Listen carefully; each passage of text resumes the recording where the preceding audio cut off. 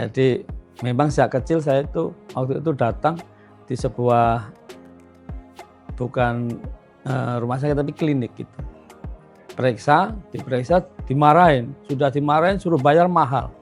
Nah, saya bercita-cita kapan kalau bisa saya jadi dokter, tidak saya marahin, malah saya bantu kalau perlu nggak usah bayar gitu.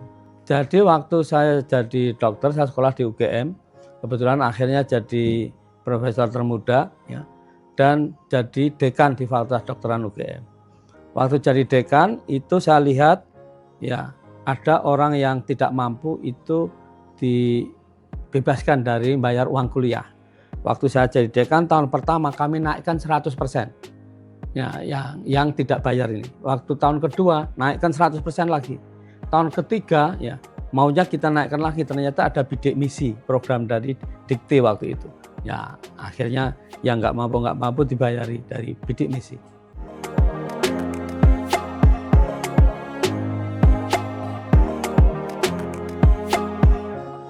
Nah, Indonesia ini harus hati-hati di dalam merancang karena tahun kemarin ada tambahan 20 fakultas dokteran.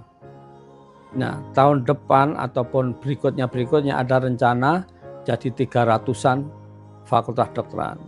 Kita harus tidak saja memikirkan jumlah yang kurang, tapi harus proporsional dan tentu hitungannya yang pas dan jangan sampai menciptakan sebuah pengangguran intelektual. Ini bisa lebih bahaya daripada pengangguran yang tidak intelektual gitu. Begitu secara singkat. Masih kurang, terutama dokter spesialis. Itu maka sekarang kalau ini sebetulnya bukan BPJS-nya ya, ini Kementerian Kesehatan sekarang punya satu approach baru yang disebut dengan hospital based education untuk spesialisasi. Jadi bagaimana menciptakan para spesialis yang kita masih kurang tidak hanya pada perguruan tinggi yang dulu university based education, tetapi sekarang ada hospital, jadi rumah sakit bisa mencetak dokter spesialis gitu. Sudah dalam proses sekarang. Iya, sudah dikasih beasiswa, rumah sakit yang akan mencetak sudah ditunjuk dan lain sebagainya.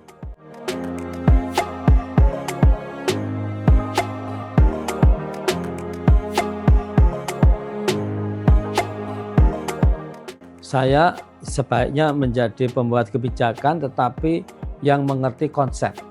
Jadi di akademisi itu tidak hanya memiliki kebebasan tetapi memahami sebuah conceptual framework, kerangka konsep orang bekerja itu harus jelas ya. Seperti apa, tujuannya seperti apa, dan juga bagaimana moralitas itu harus dijaga secara bersama-sama dan itu dikuatkan.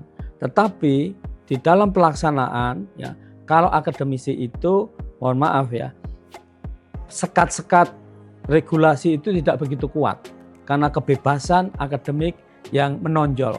Sehingga kalau di birokrasi Pak, waduh itu regulasi keuangan segala macam. Contoh di BPJS nih, pemeriksaan itu berulang-ulang. Kita ada namanya Dewan yang mengawasi, tapi kami diawasi dari BPK, diawasi juga BPKP, Kementerian Keuangan, kemudian katakanlah ada khusus akuntan publik ya. Tidak berhenti di situ, namanya watch itu banyak, ada BPJS Watch, Jamkes Watch, ada ya banyaklah yang ngawasi termasuk Pak Edi. Kali ini wawancara saya kira bagian dari pengawasan masyarakat ya.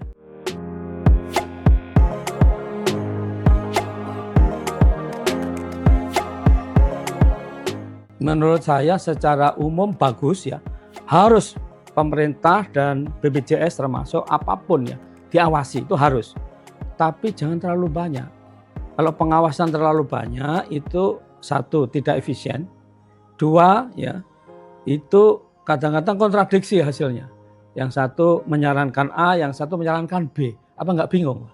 Nah belum lagi ini kalau umpamanya yang satu bilang saya mau datang Juni sampai September, yang lain Juli sampai Oktober, yang lain lagi Agustus sampai Desember. Nah, apa nggak sibuk melayani yang meriksa Pak? Padahal tugasnya melayani masyarakat gitu. Jadi saya kira pengawasan sangat penting dan harus dilakukan. tapi jangan overlap terlalu banyak. Tidak efisien dan kemudian bisa salah arah.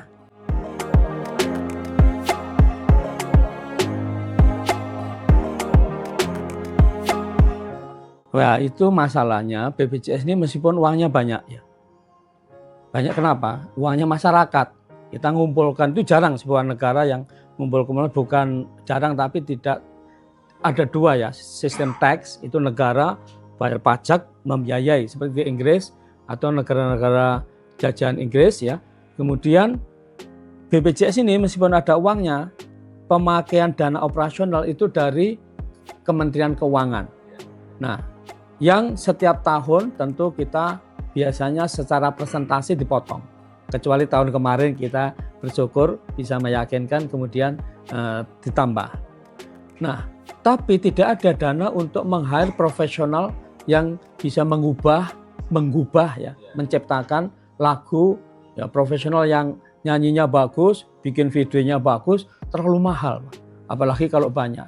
Karena itu ya kita ciptakan sendiri, nyanyikan sendiri, bikin video sendiri yang gratisan gitu.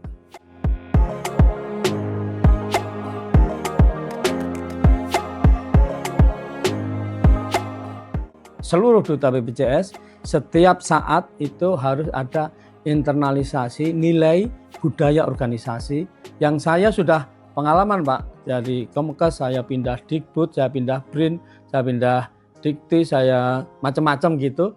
Ini nilai budaya organisasi di BPJS itu setiap saat harus diucapkan dan diinternalisasi lalu dipraktekkan. Yang intinya adalah inisiatif. Wah, saya nggak tahu tempat lain, tapi yang jelas, oh iya, waktu di Trisakti ada juga, tapi tidak seintensif di BPJS Kesehatan ini. Karena BPJS Kesehatan itu menurut saya hal yang pokok dan penting adalah persepsi, pengertian. Makanya perlu komunikasi dan setelah struktur organisasi kita rubah, sekarang ada komsi, komunikasi organisasi.